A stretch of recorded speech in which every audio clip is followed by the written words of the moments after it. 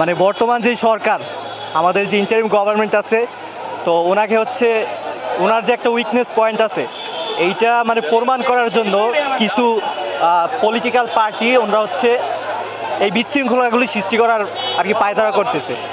তো এইটা আর কি প্রমাণ করে যে এই বর্তমান যে সরকার আছে এইটা কিছু সুবিধাভোগী রাজনীতিবিদরা এটা চাইতেছে না। এই জন্য বারবার বিভিন্ন ধরনের অরাজকতা আপনি দেখবেন যে এই যে কিছুদিন আগে হচ্ছে রিক্সা নিয়ে আন্দোলন হয়েছে, আনসারের আন্দোলন হচ্ছে, এগুলির পিছনে সম্পূর্ণ আপনার বিভিন্ন রাজনৈতিক দলের লিডিং চলতেছে। আমি মনে করি একজন ঢাকা বিশ্ববিদ্যালয়ের শিক্ষার্থী হিসাবে অতিরঞ্জিত পার্সন থাকে সব জায়গায়, বিশেষ করে আপনার ওই যে কলেজটার ওই কলেজটা মানে এইটা মেনলি একটা যৌক্তিক দাবি ছিল যে একটা ছেলে মারা গেছে, হোয়াই কেন মারা গেল, তো সেইটা নিয়ে ওরা সমাধান চাইছে, একটা মানববন্ধন করতেই পারে। বাট এই জন্য তো মানে একটা ছেলের উপর আতর্কিত হামলা করবে, এইটা তো মানে কখনো যৌক্তিক না। আসলে একটা কথা আছে যে বাঙালি আন্দোলন করে মাঝে মধ্যে সফলও হয়, কিন্তু বাঙালি তারপরে ভুলে যায় তারা কেন আন্দোলন করছিল। আসলে আমাদের কাছে একটা মব জাস্টিসের একটা কালচার যেটা আমাদের এখন খুবই পপুলার হয়েছে, এই জন্য মানুষ আসলে আইনের প্রতি বিশ্বাস স্থাপন করতে পারতেছে না। আসলে যে কোনো একটা জায়গায় এরকম সংঘর্ষ হলে এটা একটা যৌক্তিক সমাধান, আইন শৃঙ্খলা বাহিনী আছে, বিচার বিভাগ আছে, এগুলোর প্রতি আমাদের আস্থা আসলে ফিরিয়ে আনতে হবে। আমি মনে করি আস্থাহীনতার জন্যই আসলে এইরকম মারামারি হচ্ছে। যারা করতে আছে এটা ঠিক করতে আছে না, আর কি বলার আছে ভাই, দেশ স্বাধীন করছি, সবাই একসাথে মিলেমিশে থাকতে হবে। ঘন ঘন যে ঘটনাগুলো ঘটছে, বিভিন্ন হতাহতের ঘটনা, বিভিন্ন জায়গায় আক্রমণের ঘটনা, এর পেছনে অবশ্যই হয়তো কোনো অন্য দল বা সংগঠনের ইন্ধন থাকতে পারে।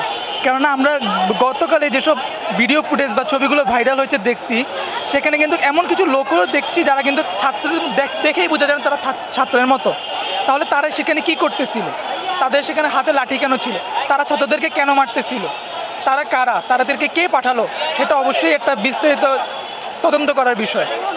এবং এভাবে তার প্রকৃত দোষীদেরকে শাস্তি দেওয়া দরকার, যাতে তারা ছাত্রদের মাঝে অনৈক্য কেউ তৈরি করতে না পারে।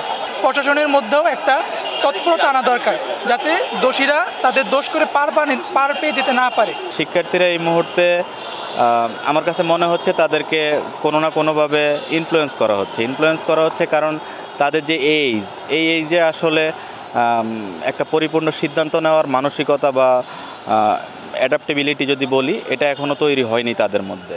আমরা সাধারণত কলেজের শিক্ষার্থীদের কথা যদি বলি আর কি, সেক্ষেত্রে আমি শিক্ষকদেরকে আহ্বান করব বা পাশাপাশি যারা এই বিষয়গুলো নিয়ে কাজ করতেছেন আমাদের সরকারের পক্ষ থেকে, তাদেরকে আহ্বান করব যেন এই বিষয়গুলো তারা একটু টেক কেয়ার করে। তবে হ্যাঁ, আমার কাছে মনে হচ্ছে তারা এই মুহূর্তে একটা বিশৃঙ্খল অবস্থানে আছে এবং তাদের এই অবস্থান থেকে ফিরিয়ে আনা যত দ্রুত সম্ভব সেটা নিয়ে কাজ করা উচিত।